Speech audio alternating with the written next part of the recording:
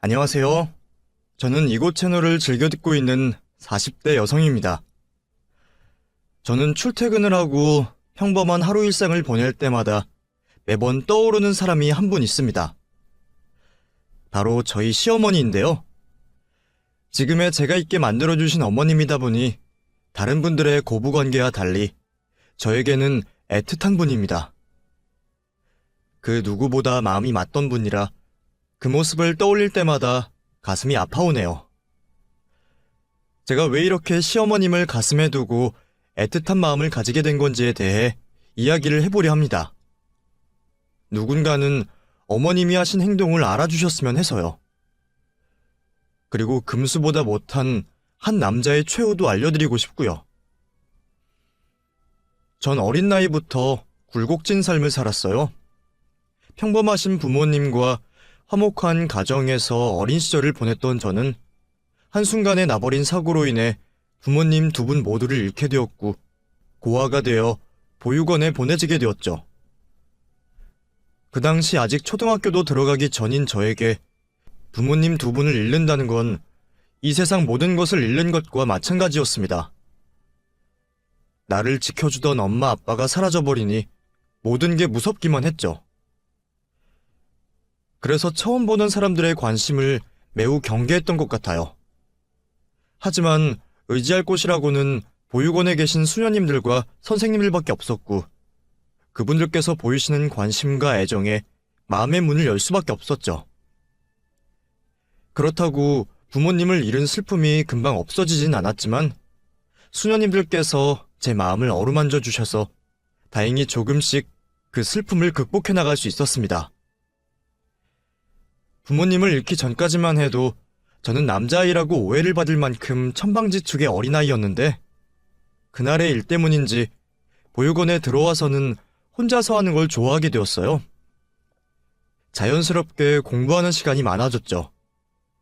뚜렷한 목표 없이 그저 좋은 성적을 받으면 수녀님들과 선생님들께서 좋아하시니 공부를 열심히 했습니다.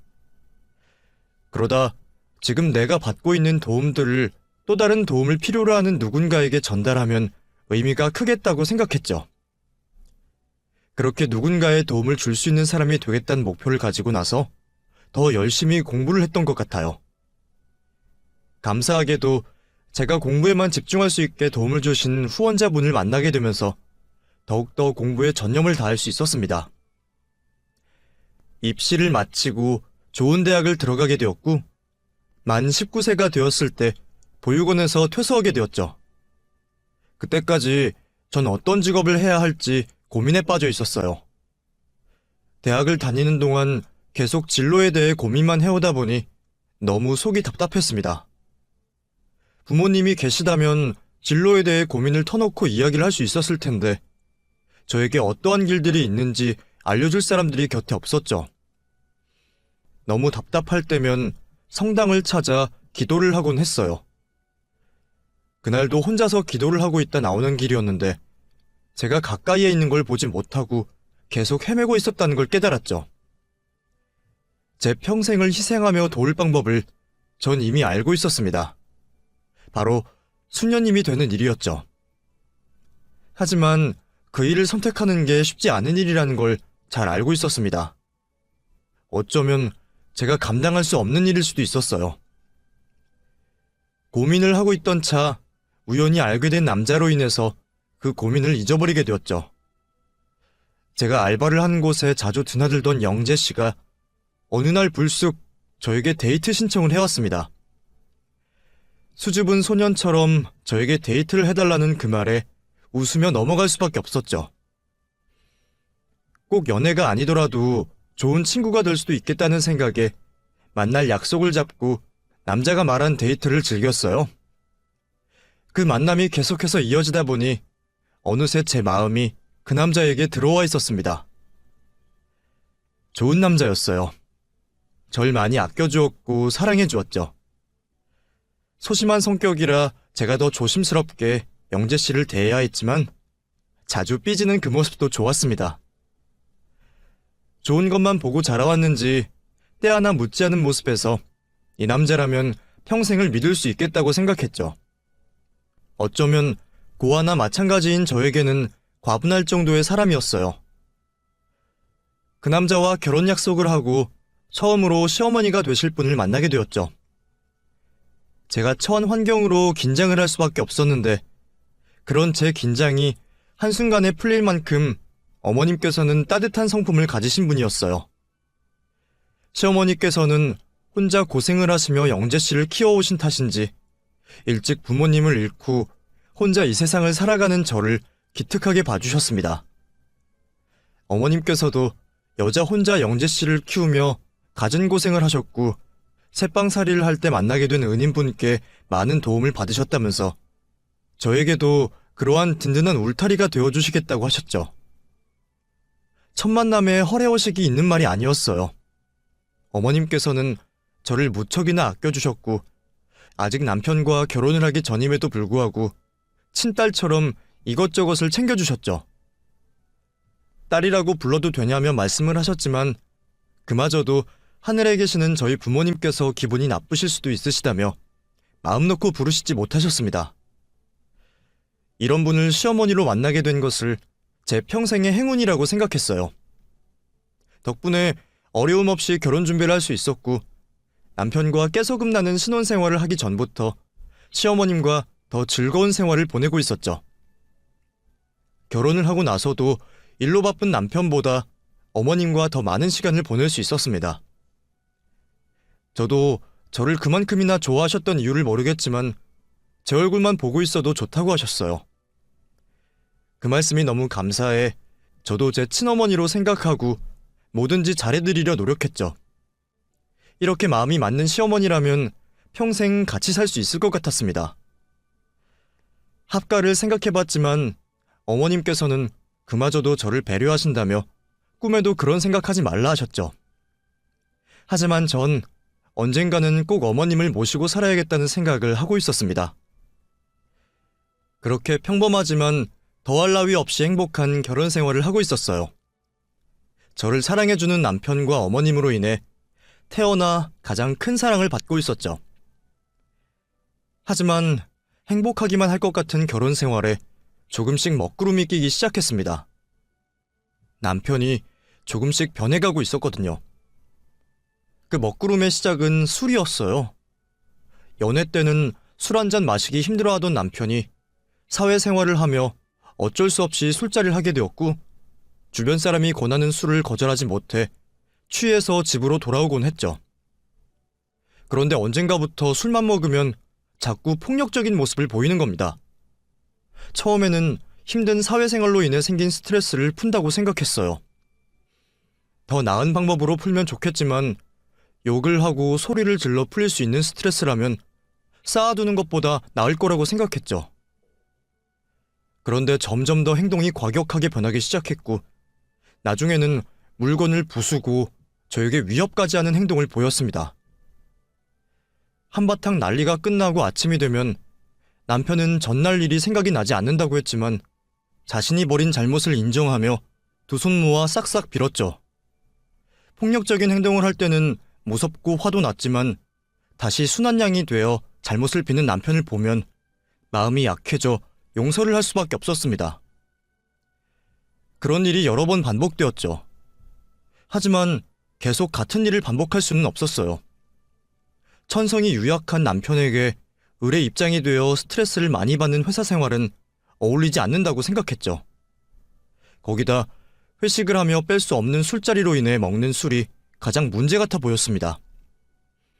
또 회사 생활로 시간적인 여유가 별로 없다 보니 스트레스를 풀 시간이 없는 것도 문제였죠. 언젠가부터는 남편 스스로 술을 사서 그 술로 스트레스를 풀려고 하는 거예요. 그 모습을 보고 회사를 더 다니다가는 감당할 수 없는 일이 나겠다 싶어 남편에게 퇴사를 권했습니다. 당신 회사는 그만두는 게 어때? 당신도 알고 있지? 스트레스를 술로 풀려고 하는 거. 몸이 따라주면 술 먹어서 스트레스 푸는 것도 괜찮지. 근데 당신은 술을 못 이기잖아. 점점 폭력적으로 변하고. 아침 되면 기억도 나지 않는 일에 대해 잘못을 구하는 게 좋아? 당신 하고 싶은 일이 있다고 했잖아. 더 늦기 전에 그 일에 도전하는 게 어떨까? 근데 내가 쉬게 되면 돈은 누가 벌어? 사업 준비하면 당장 필요한 돈도 많은데 매달 생활비는 들어가잖아. 내가 살면서 모아온 돈도 있고 당신이 사업 준비하면 내가 밖에 나가서 일을 해야지. 당신 만나기 전까지만 해도 나 알바 여러 개 했었어. 옛날 실력 안 죽었나 오랜만에 확인해봐야지. 제가 사업에만 몰두할 수 있게 지원을 해준다고 하자 남편은 2번 고민하지 않고 회사를 관뒀습니다. 거기다 어머님께서 아들이 하는 사업에 도움을 안 줄 수가 없으시다며 경제적인 지원을 해주셨죠. 사실 어머님께서는 젊은 날 고생하신 만큼 많은 재산을 가지고 계셨거든요. 하지만 그 돈 모두 허투루 사용하신 적이 없었어요. 그래서 남편도 어머님께 먼저 기댈 생각을 하지 않았죠. 가족 모두가 자신에게 전폭적인 지원을 아끼지 않으니 남편은 더 힘이 나는 듯 보였어요. 몸 상하지 않게 쉬엄쉬엄 하라는 제 말에도 밤을 새워가며 열심히 사업을 준비했죠. 안심이 되었습니다. 사업에 매진을 하는 남편의 모습도 안심되었지만 이제 더는 술주정을 부리는 폭력적인 남편을 보지 않을 것 같았어요. 그렇게 원래의 모습으로 돌아온 남편은 자신이 한 노력에 보상을 받듯 사업을 시작하고 얼마 되지 않아 잘 되어갔죠. 지금까지 회사 사원으로 여유 시간 없이 일만 해오다 이제는 사장님 소리 받으며 시간도 많아지니 같이 시간을 보내고 여행도 다닐 수 있을 만큼 여유가 생겼죠. 문제는 처음 겪는 그 여유 있는 시간들을 남편이 어떻게 활용해야 하는지 모른다는 거였습니다. 처음에는 저와 어머님과 함께 시간을 보내던 남편은 점점 밖에서 시간을 보내는 날들이 많아졌어요. 거기다 제 예상과 달리 사업을 핑계로 알게 된 사람들과 어울리며 술자리를 가지길 시작했죠. 골프나 등산 같은 취미도 그 사람들과 같이 했지만 항상 그 끝은 술이 있었습니다. 그리고 그 술자리들은 유흥주점으로까지 이어졌죠. 처음 남편이 유흥주점을 간 것을 알게 되었을 때 엄청난 실망감이 밀려왔어요. 당신, 이 카드 내용 뭐야? 메일로 오면 내가 모를 줄 알았어? 여기 큰돈 적혀져 있는 곳, 유흥주점 맞지? 내가 대충 검색해서 확인해보니까 일반적인 술집은 아닌 것 같던데. 당신, 아내까지 있는 사람이 이런 곳 드나드는 건 좀 아니지 않아? 그냥 술 마시는 술집일 뿐이야. 물론 당신 말하는 것처럼 일반적인 술집은 아니지만 나 당신에게 부끄러운 행동한 적 없어. 당신이 부끄러운 행동 안 했다고 해도 이렇게 말 자체가 나오는 게 잘못된 거잖아. 나도 어쩔 수가 없었어. 비즈니스가 이루어지는 곳이 그런 곳이다 보니까 나도 사장님 소리 듣지만 결국에 내 위에 더 큰 사장님들이 계시잖아. 그 사람들이 그런 곳을 좋아하는데 나보고 어쩌란 말이야. 그럼 사업을 하지 마라. 나도 깨끗하게 사업하고 싶어. 근데 이 나라 자체가 그렇게 해서는 비즈니스를 못해요. 그러니 좀 이해해줘. 남편은 조금 더 당황하는 기색 없이 화를 내는 저에게 그럴 만한 이유가 있다며 대답을 했습니다.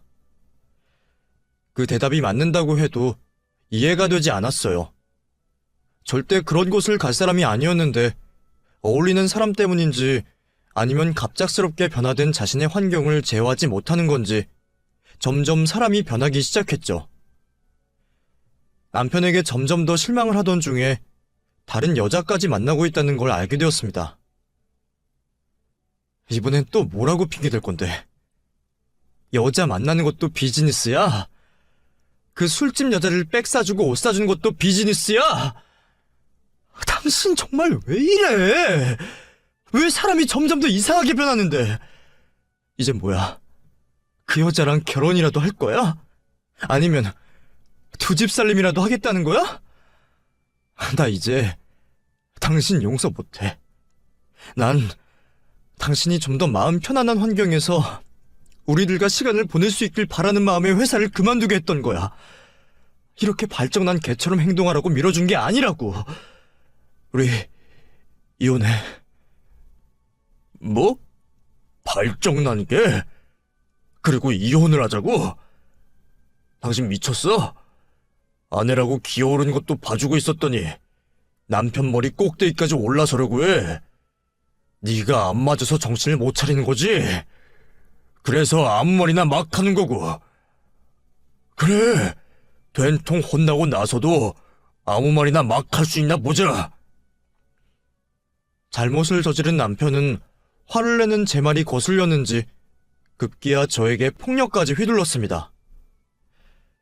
남편의 일방적인 폭행이 끝나고 전 두려움에 아무것도 할 수가 없었어요.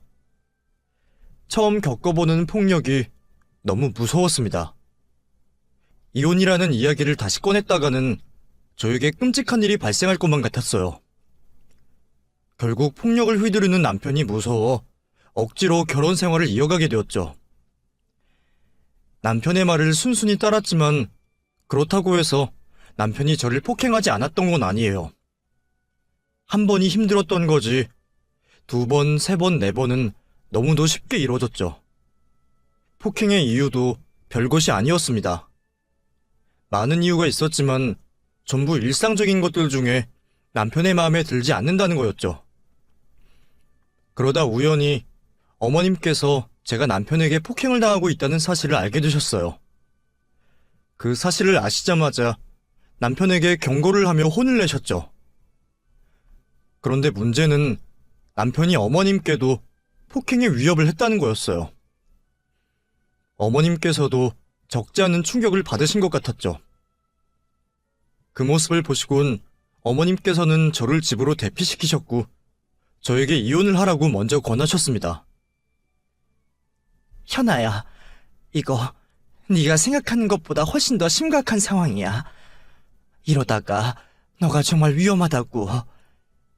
내가 도움을 줄 테니 영재캐와 이혼해라. 당장 혼자 되는 게 무섭다고 우물쭈물해서는 안 돼. 너도 내 딸이나 다름없다.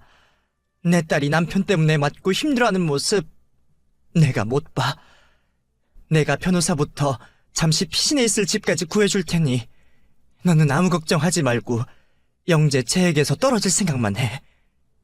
절대 선처해주지 말고. 저를 딸처럼 생각해주시는 어머님 덕분에 저는 남편과 이혼 소송에 승소를 할 수 있었고 남편이 저에게 저질렀던 모든 행동에 대해 보상을 받을 수 있었죠. 이혼 소장 작성부터 변호사까지 어머님께서 도와주셔서 할 수 있었던 남편과의 이혼이었는데 어머님께서는 저에게 조금이라도 더 챙겨주시려고 했어요. 남편에게서 받은 상처는 평생 아물지 않을 거라며 제가 조금의 고생도 덜하길 바라시는 마음에 많은 돈을 쥐어주시려고 하셨죠. 아마 보통의 시어머니였다면 저는 그 돈을 덥석 받았을 겁니다. 이제 남이 되어버린 사이였고 저에게 폭력까지 휘둘렀던 용서할 수 없는 남자의 어머니였으니까요. 하지만 어머님께서는 고아나 마찬가지의 저를 처음 봤을 때부터 지금까지 친어머니같이 저를 아껴주고 보살펴준 분이셨죠. 남편에게서 받은 상처를 어머님께 치료해달라, 보상해달라 떼를 쓰고 싶지 않았습니다. 오히려 어머님께 좋지 못한 모습을 보여드리고 저 때문에 아들에게 손찌검까지 당할 뻔하게 만든 것 같아 죄송한 마음뿐이었죠. 지금까지 받은 도움으로 충분했습니다. 이제 앞으로의 제 인생은 저 스스로가 알아서 헤쳐나가야 하는 일이었어요. 그렇게 어머님이 주신다는 도움을 모두 거절한 채 저는 다시 혼자가 되어 세상에 나가게 되었습니다.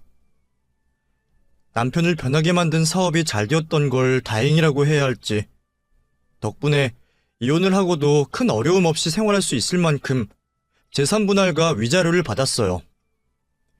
괜히 허튼 짓을 하다 까먹지만 않는다면 노년까지 무리 없이 생활할 수 있었죠. 물론 일은 해야 했어요. 그래도 결혼하기 전처럼 아등바등하며 일할 필요는 없었습니다. 저에게 들어가는 한 달 생활비만 벌기로 했죠. 이제 제 몸을 돌봐줄 사람은 저 말고 없었기에 최대한 무리가 가지 않는 선에서 일을 하며 지냈습니다. 시간적인 여유가 생겨 운동도 하고 모임도 나가 즐거웠지만 그럼에도 무엇인가 텅 빈 제 가슴을 채워주지 못하더군요. 처음에는 그게 외로움이라 착각을 하여 일부러 더 사람들이 많은 장소를 가고 지인들을 자주 만나며 저 혼자 있는 시간을 최대한 줄이려고 했습니다.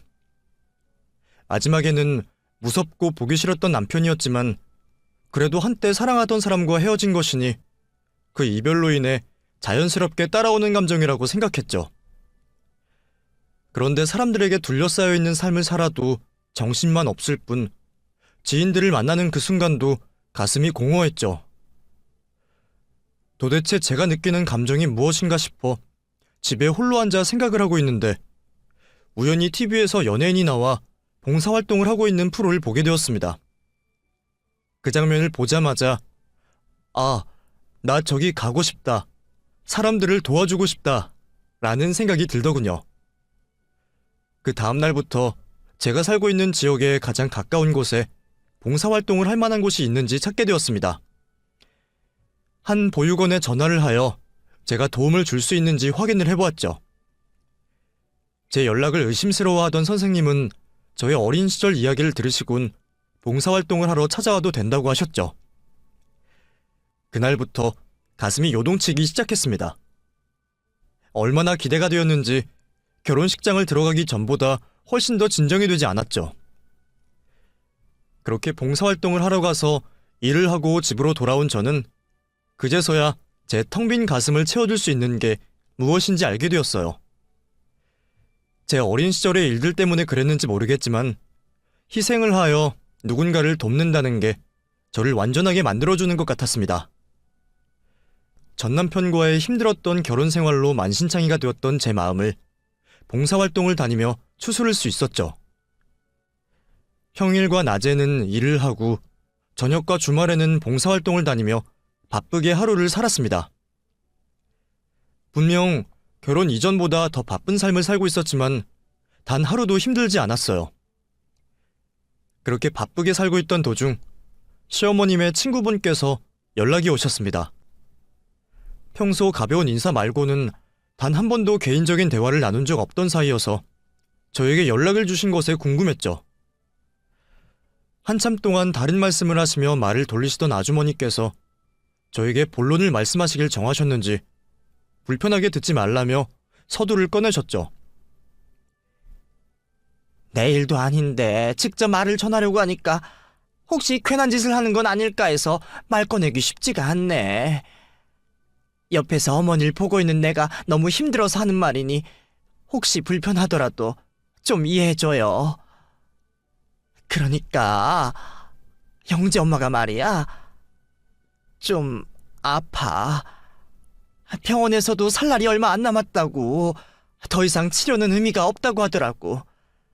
그저 고통 줄이려고 연명 치료만 하고 있는 중이야. 근데 영재 그놈은 지 엄마가 아픈데도 놀러 다닌다고 정신이 없더라고. 그러다 보니 내가 자주 찾아가서 영재 엄마와 시간을 보냈는데 영재 엄마가 현아 씨를 많이 그리워해. 그렇다고 내가 영재랑 이혼한 현아 씨에게 시어머니 수발들라는 건 아니고 얼굴이라도 한번 보고 대화 좀 나눠줬으면 해서. 내가 영재 엄마에게 그렇게 현아 씨 보고 싶으면 연락하라고 하니까 자기는 그럴 면목이 없는 사람이라고 하잖아. 아픈 자기 보면 현아 씨가 안 그래도 힘든데 더 힘들어할 거라고. 아무것도 모르면 마음 편히 살 수 있는 사람 괜히 들쑤실 필요 있냐면서. 근데 옆에서 보기에 너무 안쓰러워서 내가 연락하는 거야. 당장 어머님께 찾아가야 했습니다. 어머님께서 어떤 분인지 알았기 때문에 절대 저에게 먼저 연락하지 않을 것임을 알고 있었어요. 하지만 지금은 너무 늦은 밤이었습니다. 당장 찾아갈 수 없었죠. 우선 연락이 되지 않는다는 남편에게 전화를 하여 어머님의 몸 상태를 알려주고 정신 좀 차리라고 하려 했어요. 하지만 도대체 뭐라고 노는 건지 제 전화도 안 받고 메시지에도 답장이 없었죠. 여러 후회가 되었습니다. 정신 못 차린 남편이 어머님을 제대로 못 모실 걸 알았으면서 어머님 곁을 너무 빨리 떠나버린 게 아닌가 싶었죠. 거기다 제3 사는 거에 온정신이 쏠려 어머님께 신경을 못 쓴 것 같아 그것 또한 마음에 걸렸습니다. 저 또한 실패한 결혼 생활로 어머님께 죄송해서 연락을 못 드렸던 건데 이럴 줄 알았으면 다른 건 신경 쓰지 않고 제 마음 가는 대로 어머님께 연락을 드릴 걸 그랬죠. 잠도 오지 않더군요. 제 방을 돌며 밤새 전남편에게 전화를 했고 치료할 방법은 없는지 인터넷으로 검색을 했습니다. 밤을 꼴딱 샜던 저는 해가 뜬 것을 확인하고 곧장 어머님이 계시다고 하는 호스피스로 가게 되었죠. 도착한 병실에서 어머님을 뵐 수 있었습니다. 마지막으로 어머님을 뵈었을 때와 비교하면 딴 사람이라고 해도 믿을 정도로 수척해진 어머님께서는 거친 호흡을 내쉬며 주무시고 계신 것 같았습니다. 그 모습을 보자 힘들고 죄송한 마음에 병실 밖에 있는 화장실로 들어가 물을 틀어놓고 오열을 했어요. 저렇게 수척하게 변하셨을 동안 혼자서 고통을 견디었다고 생각을 하니 제가 너무 큰 죄를 지은 것 같았죠. 한참 동안 눈물을 쏟은 저는 마음을 겨우 다잡고 다시 병실로 들어가 주무시고 계시는 어머님 곁에 앉아 한참 동안 어머님을 바라보았습니다. 시간이 얼마나 지났는지 모르겠지만 힘겹게 눈을 뜨신 어머님께서는 저를 보고도 당신이 꿈을 꾸고 계신 거라 생각하셨나 봅니다. 저를 보곤 웃으며 내 딸이라고 말씀을 하시더군요. 겨우 눈물을 참고 제 마음을 담아 어머님 손을 꽉 잡아드렸어요. 그제서야 잡은 손으로 느껴지는 온기로 인해 꿈이 아님을 아시게 된 어머님께서는 깜짝 놀라셨죠. 아니, 네가 여길 어떻게 왔어? 나 큰 병 아니니까 걱정하지 말고 돌아가라. 집이 가까워서 잠깐 치료받고 있는 거야. 어머님, 정말 이러실 거예요? 어머님도 제 마음 아시잖아요. 그런데 이렇게 쫓아내시면 어떻게 해요? 더 일찍 저를 부르셨어야죠. 왜 어머님 혼자 힘든 거 다 견디고 계세요? 나중에라도 제가 알게 되면 어머님께 고마워할 줄 알았어요? 하루라도 빨리 제가 알아야 무슨 수를 써볼 거 아니에요. 이제 제가 왔으니 걱정 마세요. 제가 책임지고 어머님 병상에서 일어날 수 있게 할게요. 그리고 앞으로는 연락도 자주 하고 우리 보고 싶을 때마다 만나요. 자연스럽게 눈물이 터져나온 저는 어머님 손을 꽉 잡고 제 진심을 말했습니다. 끝까지 자신의 투병 생활을 제가 모르기만 바라던 어머님께서도 결국 울고 있는 저를 안아주시고 눈물을 흘리셨죠. 미안하다. 네가 나를 만나러 오면 괜히 영재와 생활했던 기억이 떠오를 것 같아서 그랬어. 해준 것도 없는데 마음에 짐이 되면 안 되겠다 싶어서 차마 너에게 연락을 못했었어. 웬만하면 끝까지 숨겨서 네가 편히 살 수 있게 해주려고 했는데 이렇게 알게 만들어서 미안하다. 무슨 말씀이세요? 제가 나중에 어머님께 이런 일이 있었다고 알게 되면 죄스러워서 더 힘들게 살죠. 어머님 일로 제가 힘들 거란 생각하지 마세요. 오히려 저야말로 어머님 뵐면목이 없어서 지금까지 보고 싶은 마음이 굴뚝 같아도 겨우 참으면서 지냈다고요. 그냥 우리 서로를 너무 배려하려고 하지 말아요. 저 지금 어머님께서 병상에 있는 것 빼고는 다시 뵙게 되어서 얼마나 좋고 기쁜데요. 나도 너무 좋아. 잠에서 깨어나서 너 딱 봤을 때 꿈인 줄 알면서도 얼마나 좋았다고. 네가 그렇게 말해주니 더는 같은 말 안 하마. 나도 보고 싶었던 우리 딸 만지고 안고 하면서 이 순간을 즐기마. 이후 어머님과 저는 서로가 잠시 떨어져 생활했던 이야기를 하며 웃음을 지었습니다. 그러다 제가 다른 치료 방법을 찾아보자고 어머님께 말씀을 드리니 어머님께서는 고개를 저으시면서 용을 쓰지 말라고 하셨어요. 자신께서도 이미 알아볼 만큼 알아봤고 대한민국에서 어머님 병으로 가장 유명하다는 의사에게 찾아가 검사를 받으셨지만 너무 늦은 상황이라는 답을 받았다 했습니다. 그러니 너무 용 쓰지 마라. 나는 너를 만나는 것만으로도 충분해. 네가 이렇게 옆에 있어주니 평소에는 벌써 진통제가 들어갈 시간인데 이렇게 괜찮은 거 봐라. 아마 네가 내 만병통치약인 것 같다. 그래도 그럼 제가 영재 씨라도 잡아와서 어머님 옆에 붙어있게 할게요. 제 연락도 받지 않긴 한데 그 사람 친구들 연락처 찾아보면 있을 테니 어떻게든 연락해서 잡아올게요. 아니야, 됐어. 걔 내가 아픈 걸 알면서도 모른 척 하려고 연락 안 받는 거야. 내가 문자도 남겼는데 답이 없더라고. 영재 만나면 불편한 사이인데 괜히 나 때문에 연락할 필요 없다. 그리고 너도 오늘 이후로 병원에 들락날락하지 말고 나 때문에 괜히 귀찮을 필요 없어. 그건 안 되겠어요. 어머님께서 여기 오지 말라고 해도 저 매일 여기로 올 거예요. 앞으로 식사도 제가 챙겨드려야 하겠고 여기 와서 수다도 떨어야 하겠어요.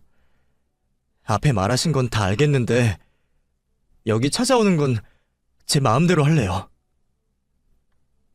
저도 고집을 피웠습니다. 더는 어머님을 혼자서 두지 않을 거라 다짐을 했죠.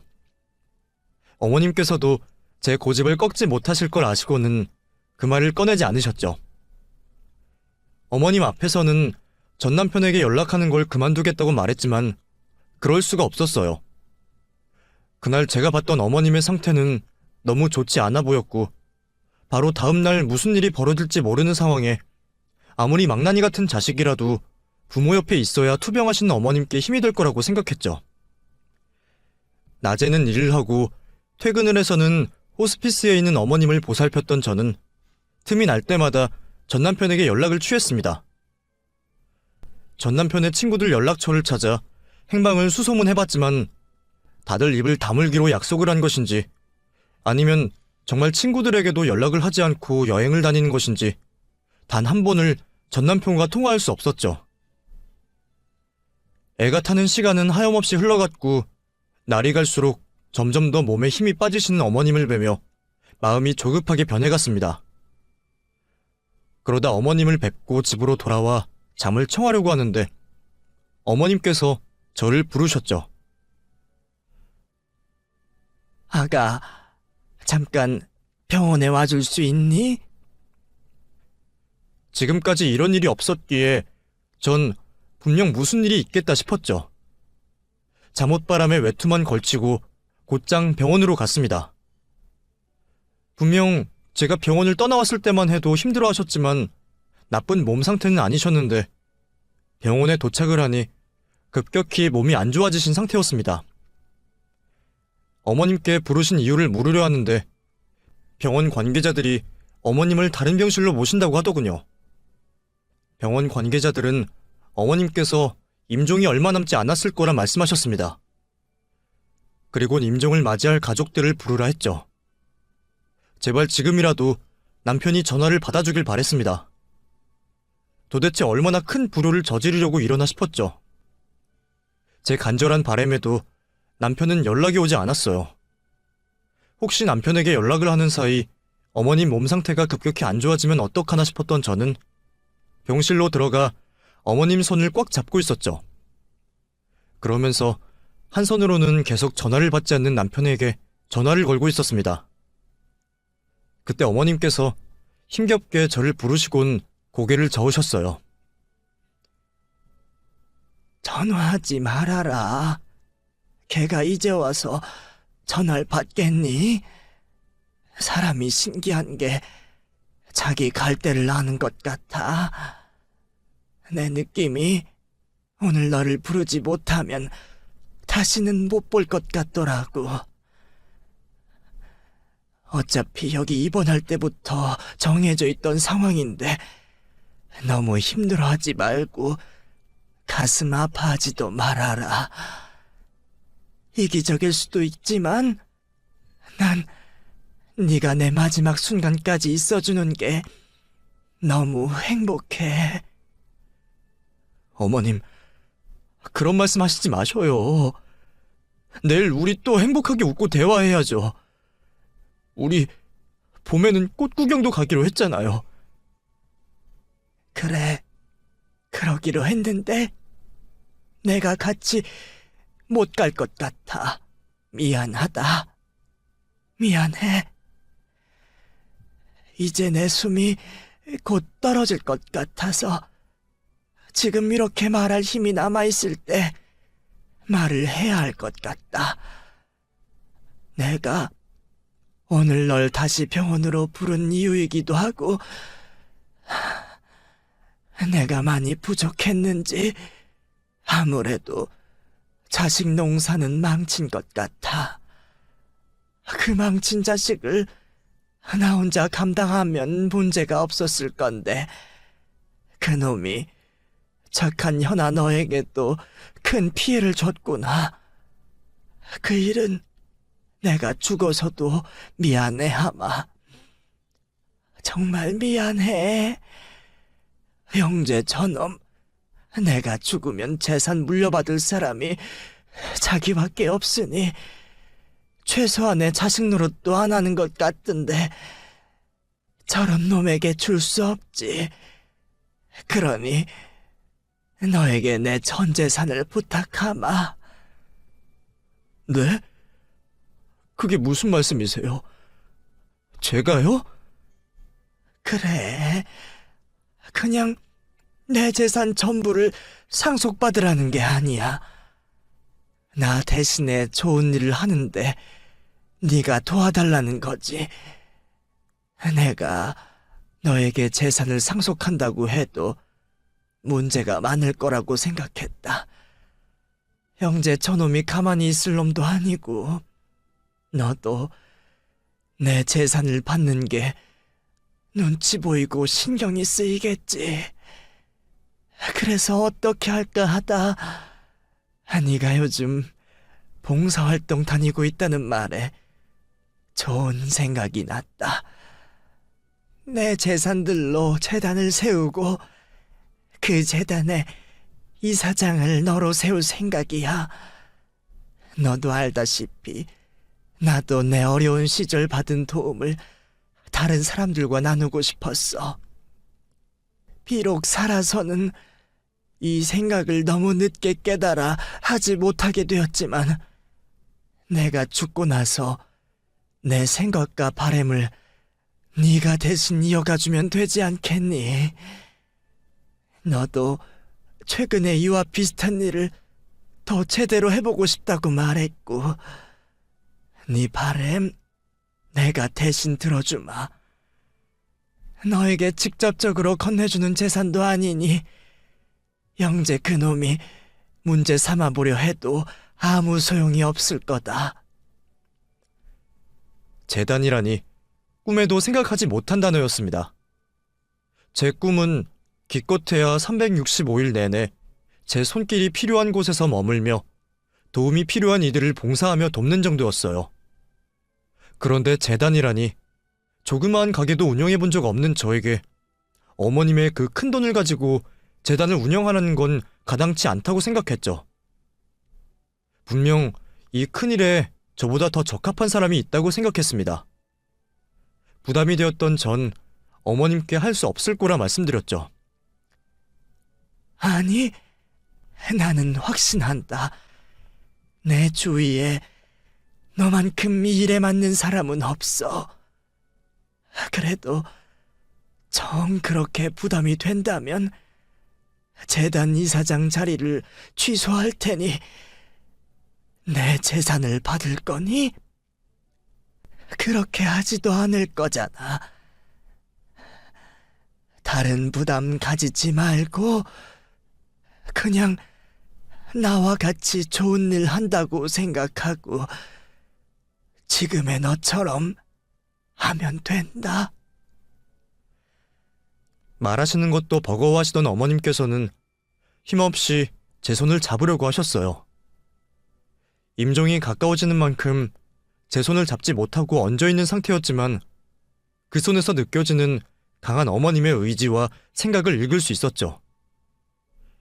그 뜻을 받아들이기로 했습니다. 네, 알겠어요. 어머님 말씀대로 따를게요. 이제 다른 걱정은 하지 마시고 조금만 힘을 내세요. 어머님 눈으로 제가 재단을 잘하고 있는지 보셔야죠. 그제서야 어머님께서는 한숨을 돌리겠다는 표정을 지으시며 제게 웃음을 보이셨습니다. 그리고 미안하다는 말과 사랑한다는 말씀을 하시곤 깊은 잠에 들게 되셨죠. 좋은 꿈을 꾸며 잠드신 표정을 하셨던 어머니를 떠나보내기 너무 힘들었습니다. 팔다리를 주무르고 어머니를 흔들면 깊은 잠에서 깨어나시지 않을까 싶어 한참 동안 어머님의 몸을 주물렀죠. 하지만 어머니께선 끝내 다시 눈을 뜨시지 못하셨습니다. 이후 임종이 임박하다는 소식을 듣고서 출발을 하셨던 어머님의 친척분들께서 오셨고 친지분들과 함께 장례식을 준비하게 되었습니다. 남편은 어머님의 장례가 치러지는 날까지 찾아오지 않았죠. 어떻게 보면 저로서는 다행이었습니다. 어머님의 장례를 치르는 내내 전남편이라는 불쾌한 존재 없이 어머님의 마지막 가시는 길을 배웅해드릴 수 있었으니까요. 어머님의 장례식을 마치고 어머님께서 준비해주신 재단의 이사장을 맡는 절차를 거치게 되었고 문제없이 취임을 하게 되었죠. 그때쯤 전남편이 저에게 연락을 해왔습니다. 어머니가 돌아가시고 나서 재산 상속에 관한 일을 처리하려고 했는데 상속받을 돈이 남아있지 않는 거예요. 거기다 전남편의 사업마저 어머님 재산으로 운영하고 있었으니 발등에 불이 떨어진 거죠. 어머님의 재산으로 재단이 만들어진 걸 안 남편이 노발대발하며 저에게 연락을 해온 것이었습니다. 뭐야? 설마 했는데 정말 당신이야? 설마 당신 우리 엄마 꼬드겨 이 재단 만든 거야? 무슨 소리야? 나 어머님의 생전에 하시려 했던 일을 이어간 것뿐이야. 내가 잘못을 좀 했지만 아들이 이렇게 살아있는데 누굴 도와? 우리 엄마 그렇게 자식에게 차가우신 분 아니야. 솔직히 말해, 당신 무슨 짓을 한 거야? 거기 재단이라는데 내 돈 포함되어 있는 거지? 당신 변호사님 아직도 안 만나봤어? 어머님께서 남기신 유언, 이 재단 설립 과정과 목적 적혀있는 걸 안 봤냐고. 그리고 너무 뻔뻔한 거 아니야? 어머님 장례식도 안 찾아온 주제에 먼저 물어봐야 하는 건 어머님께서 편히 돌아가셨는지 마지막 가시는 길 잘 보내드렸는지 이런 말 먼저 해야 하잖아. 당신 어머니가 돌아가신 거잖아. 조용히 좀 해.